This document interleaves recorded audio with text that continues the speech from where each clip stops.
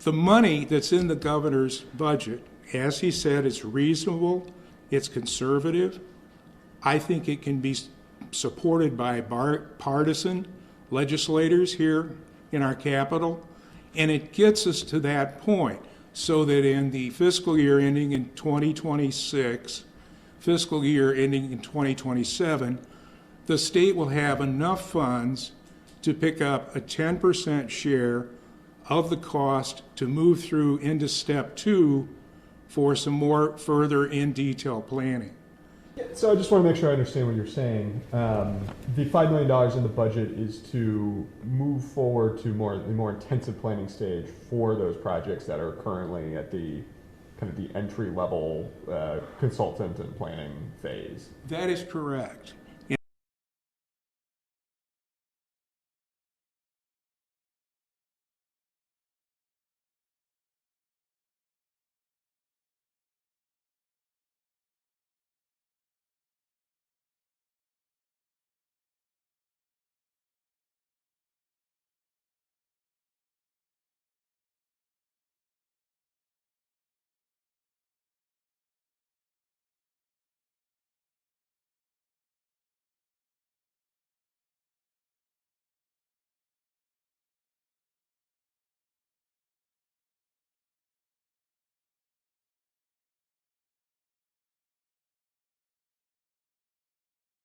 I guess following up on that, embedded in there, or in addition, is there funding specifically, because I know WSDOT will contribute to Borealis, is there funding in there to maintain Wisconsin's share of that as well, in addition to what Minnesota and Illinois are contributing?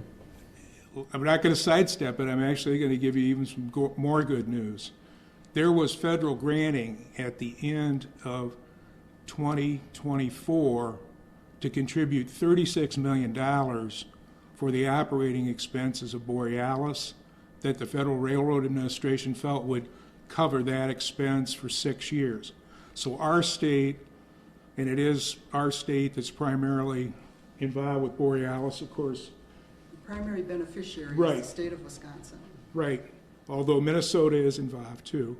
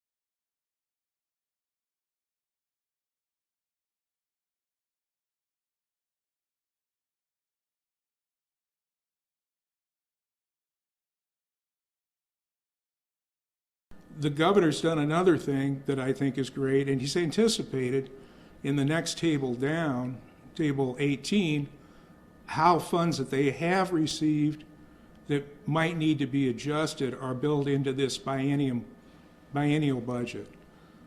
So going back to your original question, I think what we're really asking ourselves is, are we set up? Is this reasonable? Can the state, with the surplus we've got right now, afford $5 million in the first fiscal year, $10 million in the second fiscal year? And we believe the answer is yes. Larry, could you talk a little bit, I'm coming from this urban planning perspective, could you talk a little bit about the problem solving, beyond all the great things that have been said about passenger rail?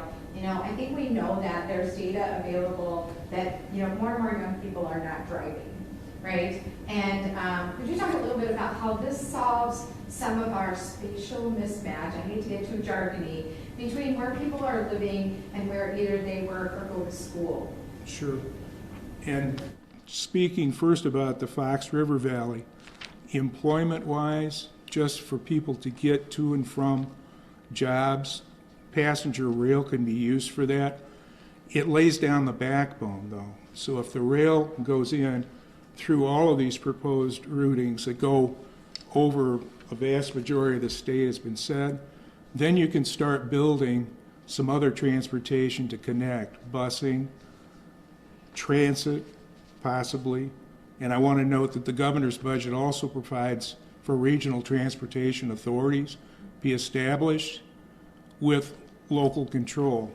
The WSDOT part of this is to take the funds that the governor has outlined and put them simply into this building process to move us into step 2 of the federal corridor ID program. But a lot can develop from that. And it's timely, and it's something that we need. And we're getting advice, too, from our labor representatives here.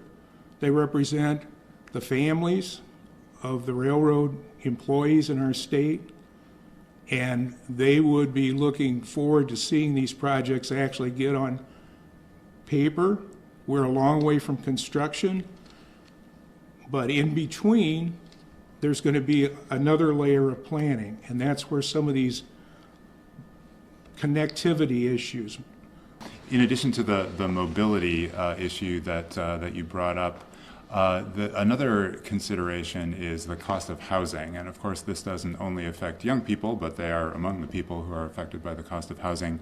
And our organization, the High Speed Rail Alliance, we've heard from staff and elected officials in communities around Madison, for example, who say that one of the reasons that they are interested in the train is to make it possible for people to work in a place like Madison but live affordably in their communities, or to do that between their communities and Milwaukee. So that's a great example, I think, of trains just opening up options for how people live. Johnny, did you have a question? To expand on Representative Palmieri's question, so she mentioned a lot of younger folks aren't driving as much, and I certainly am one who likes to drive as least as I can. And I know we all hate traffic and all that.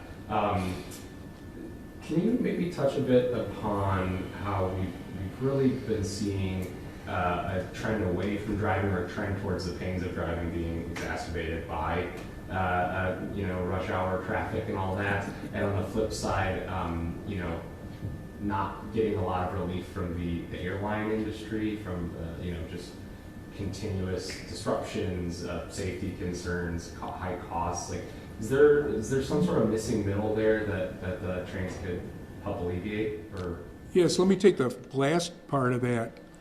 La Crosse lost regional air service 2 years ago.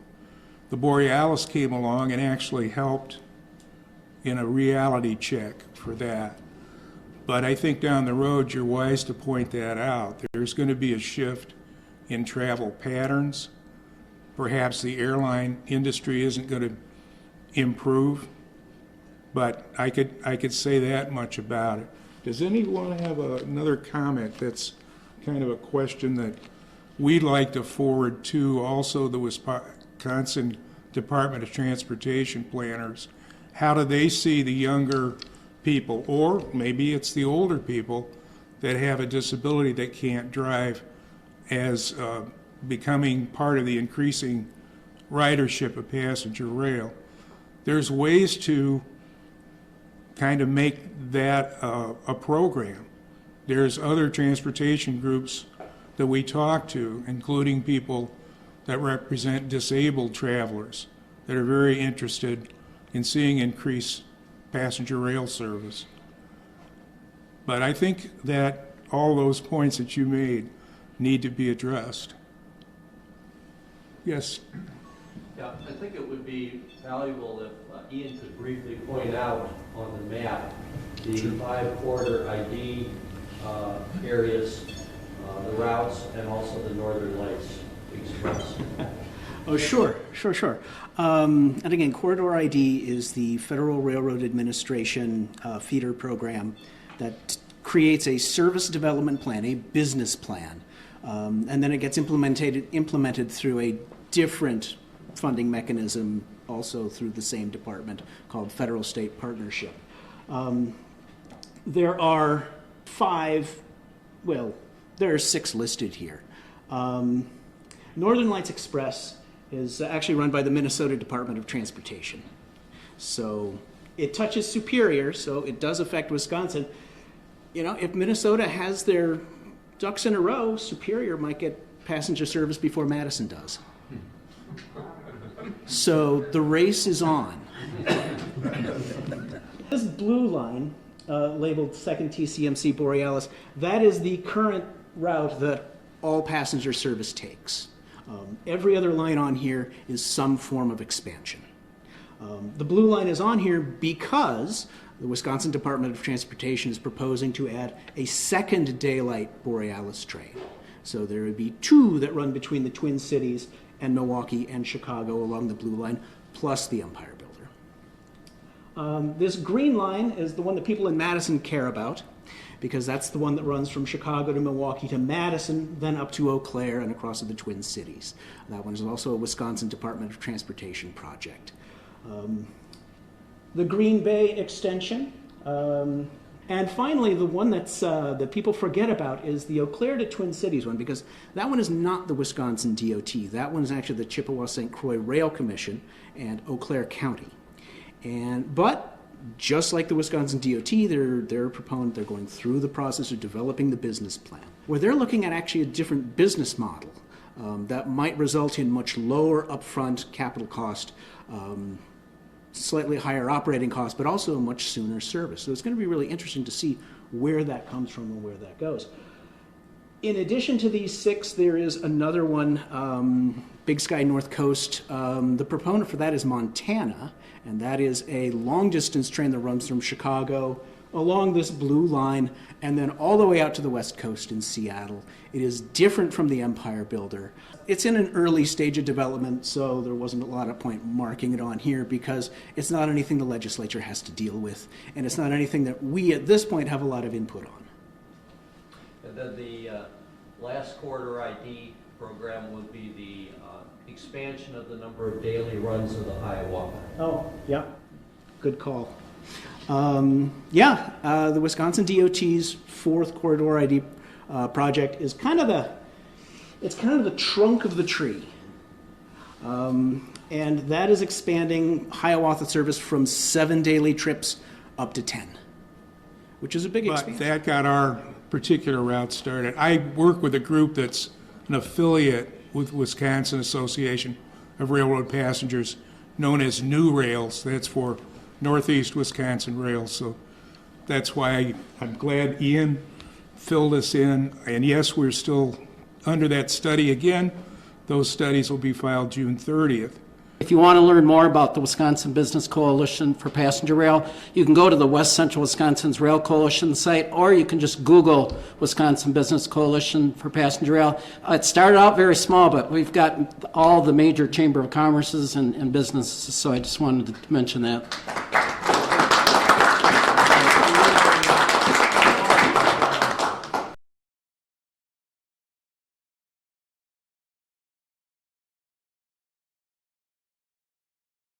Your unfiltered window into legislative deliberations and public policy programming, where our mission is to provide Wisconsinites an opportunity to access the legislative process and connect with conversations that inform our citizenry. Please consider supporting our mission, and thank you for watching. Wisconsin Eye, policy made public.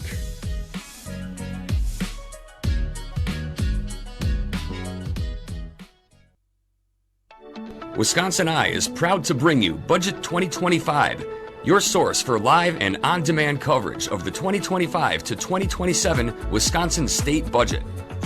As a nonpartisan, unfiltered platform, Wisconsin Eye gives you direct access to the decision-making process. Watch and engage at wisi.org. This program is made possible with support from Wisconsin Laborers District Council, Nicolay National Bank, North Central States Regional Council of Carpenters, Operating Engineers Local 139, Wisconsin Realtors Association, Wisconsin Counties Association, and Wisconsin Hospital Association. Watch Wisconsin Eye on Spectrum Channels 995 and 363 and at wisi.org.